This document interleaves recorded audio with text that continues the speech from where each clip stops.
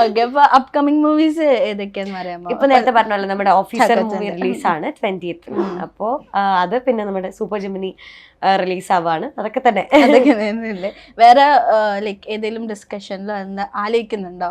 Movies discussion നടക്കുന്നുണ്ട്, പക്ഷെ ഇപ്പം റിലീസിനുള്ളതും അങ്ങനെ ഒന്നും വേറെ കമ്മിറ്റ് ചെയ്തിട്ടില്ല. അഭിനയിക്കാന്നല്ലാണ്ട് വേറെ എന്തെങ്കിലും ആഗ്രഹം ഉണ്ടോ?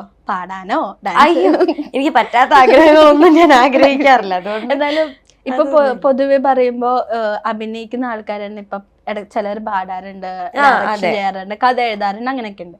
അപ്പൊ മീനാക്ഷിക്ക് അങ്ങനെ വല്ലതും ആഗ്രഹം ഉണ്ടോ? ഇല്ല, എനിക്ക് ആക്ടിങ് ഭയങ്കര ഇഷ്ടം. എനിക്ക് ആക്ട് ചെയ്യുന്നത് ഭയങ്കര ഇഷ്ടമാണ്. പക്ഷെ അച്ഛൻ ഇങ്ങനെ ഭയങ്കര ആഗ്രഹം പറയാം ഇടയ്ക്ക്, ഡയറക്ടർ ആവണം, ഒരു ഡയറക്ടറിനെ പോലെ അങ്ങനെ എനിക്ക് കാണണം. പക്ഷെ അതിനുള്ള ബോധം എനിക്കില്ലാതെ എനിക്ക് സ്വന്തം അറിയുന്നത് കൊണ്ട് ഞാൻ അവിടെ സ്റ്റക്കാണ്. പക്ഷെ എന്നാലും ഇപ്പൊ ഇല്ല 19 വയസ്സല്ലേ, സമയമുണ്ടല്ലോ. എങ്ങനെയല്ല ഏതെങ്കിലും ഒരു 20s ഒക്കെ ആവുമ്പോ തോന്നിയാലും ഒരു സിനിമ സംവിധാനം ചെയ്തില്ല എനിക്ക് തോന്നുന്നില്ല. പക്ഷെ എനിക്കിപ്പം ഞാൻ ഭയങ്കര കംഫർട്ടാണ്, എനിക്ക് ഇഷ്ടമാണ്. ഞാനിപ്പം ചെയ്തുകൊണ്ടിരിക്കുന്നത് എനിക്ക് ഭയങ്കര ഇഷ്ടമുള്ള കാര്യമാണ്. ഈ സിനിമയിൽ ഒരു ഡാൻസ് ഉണ്ടല്ലേ, ഒരു പാട്ട് എങ്ങനെ ഉണ്ടായിരുന്നു? അടിപൊളിയായിരുന്നു, നല്ലൊരു നൈറ്റ് ഷൂട്ട് ആയിരുന്നു. അതൊക്കെ എല്ലാവരും, നമ്മുടെ പ്രിയങ്ക ചേച്ചി ആണെങ്കിലും ഒക്കെ അതിൽ എല്ലാവരും ഉണ്ട്, അറിയുന്ന ഒത്തിരി ആൾക്കാരുണ്ട്. അപ്പം അവരുടെ കൂടെ നല്ല വൈബായിരുന്നു. എങ്ങനെ ഇപ്പൊ ഈ കാണുന്ന മീനാക്ഷി എന്ന ലൊക്കേഷനും ഭയങ്കര ജോളിയായിട്ട് എല്ലാവരോടും അതങ്ങനെയാണ്. ഇപ്പോഴാണ് ഞാൻ പിന്നെയും കുറച്ച് ഇങ്ങനെ മര്യാദക്ക് ഇരിക്കുന്നുണ്ടെങ്കിൽ ഇപ്പോഴാണ്, അല്ലാത്ത എന്നെ ഇപ്പം വീട്ടിലും ലൊക്കേഷനും ഒക്കെ ഒരുപോലെയൊക്കെ തന്നെ.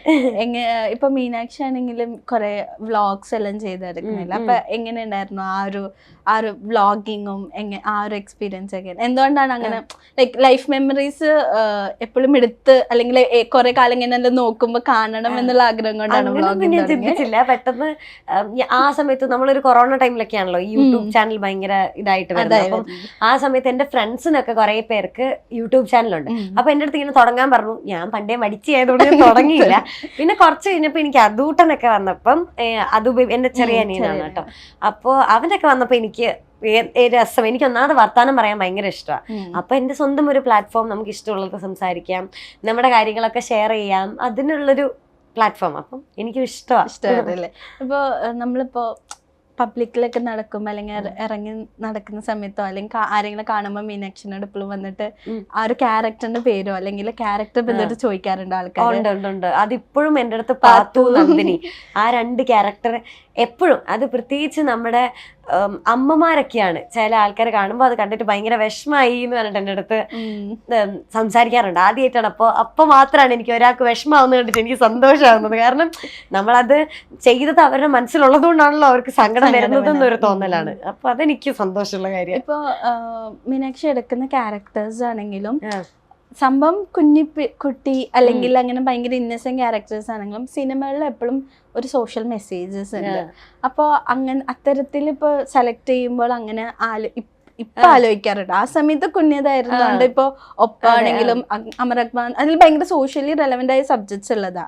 പക്ഷെ ഇപ്പൊ അങ്ങനെ ആലോചിക്കാറുണ്ട്. ഞാൻ ഇപ്പോഴും അങ്ങനെ വേണമെന്ന് വെച്ചാൽ അങ്ങനെ ഇതാക്കി എടുക്കുന്നല്ല. പക്ഷെ അത് അങ്ങനെ വന്നതാണ്. എന്തായിരിക്കും ഏറ്റവും കൂടുതൽ ഒരു ക്യാരക്ടറിൽ നോക്കുക? എനിക്ക് ചെയ്യാൻ പറ്റുന്നതാണോ അതോ ഞാനിപ്പോഴും അങ്ങനെ സ്ക്രിപ്റ്റ് ഒന്നും നോക്കി എനിക്ക് അങ്ങനെ അറിയാത്തത് കൊണ്ട് ഞാനിപ്പോഴും അച്ഛയമ്മയൊക്കെ ആയിട്ടിരുന്ന ഞങ്ങൾ ഒന്നിച്ചിരുന്ന കേൾക്കാറ്. ചിലത് അച്ഛയമ്മയും കേൾക്കും, എന്നിട്ട് എൻ്റെ അടുത്ത് ഇങ്ങനെ കഥ പറഞ്ഞു തരും, ഇത് നോക്കി ഇഷ്ടമാണോ, ചെയ്യാൻ ഓക്കെ ആണോ, അങ്ങനെയുള്ളത്. ഞങ്ങൾ ഒന്നിച്ചാ ഡിസ്കഷനും പരിപാടിയൊക്കെ.